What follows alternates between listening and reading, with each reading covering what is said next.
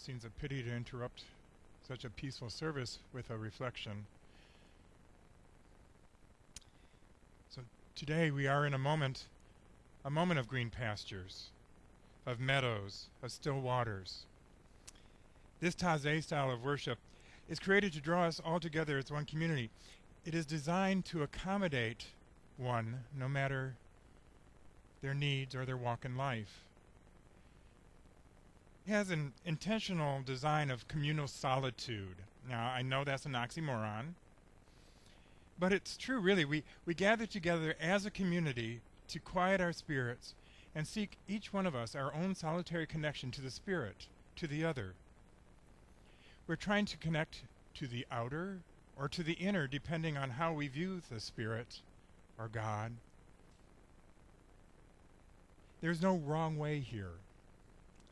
This is a time of rest, to trust your heart and let your mind rest. Rest and trust in the movement of the music, the stillness of the silence, and let it lead you wherever it may go. The Lord is my shepherd, and I have all I need, and at this time, here and now, there is no other need. There should be no other concerns. Whatever we have to do, whatever needs to get done, should be left outside the door until the service is over. And maybe even for a few moments after that. What the heck, it is Sunday. This is a time of restoration. She restores my soul and rights my wrongs. She leads me in a path of good things. This is a time of good things, a time of meditative music, of peaceful quiet, of soft candlelight.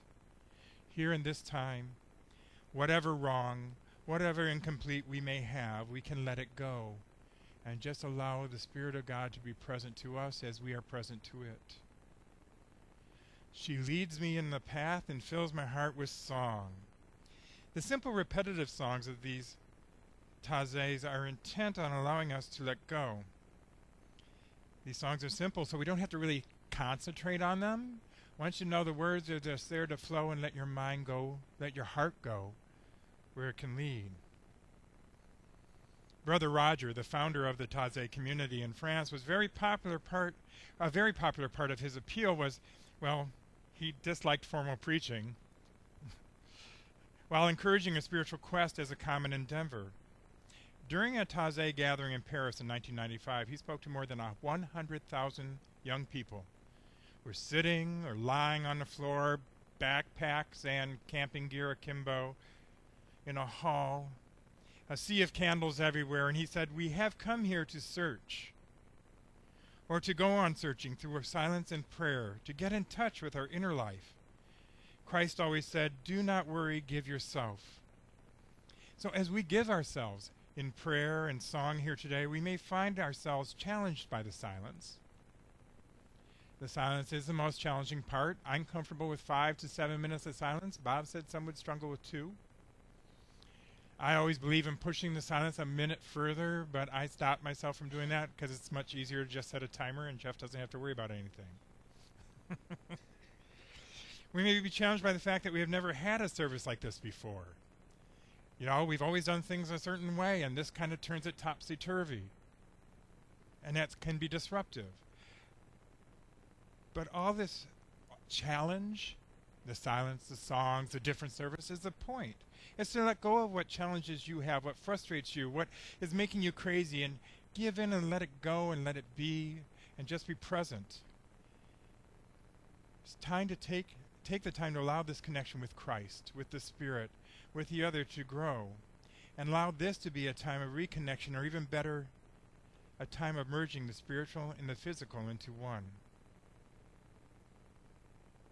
Father Richard Rohr reminded me this week in one of his reflections that we have created a terrible kind of dualism between the spiritual and the so-called non-spiritual.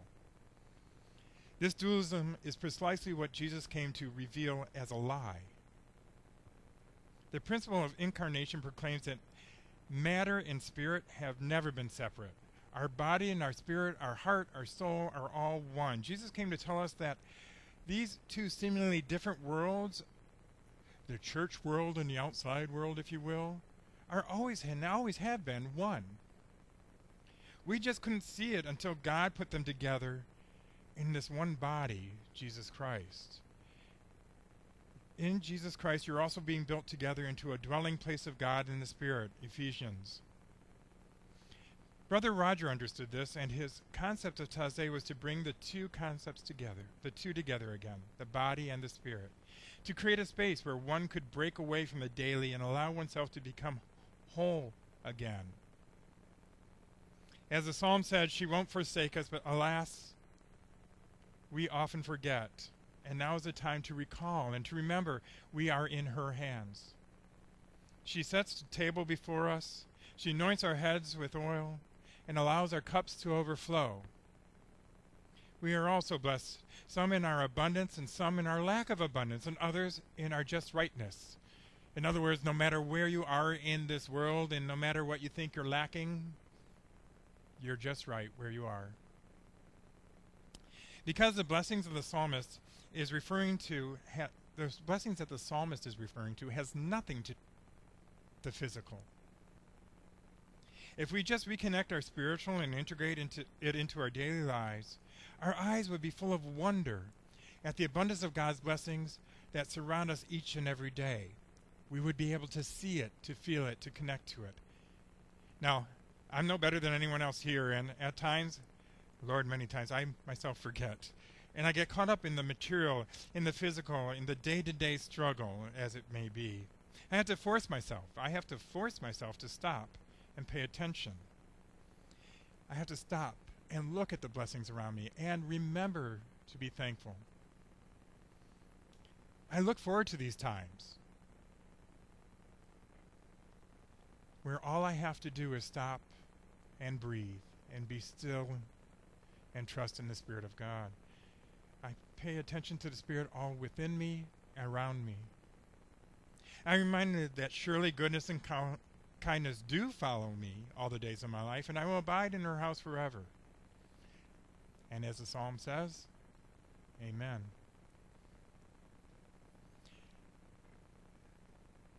Now is the time of attention for prayers of the people.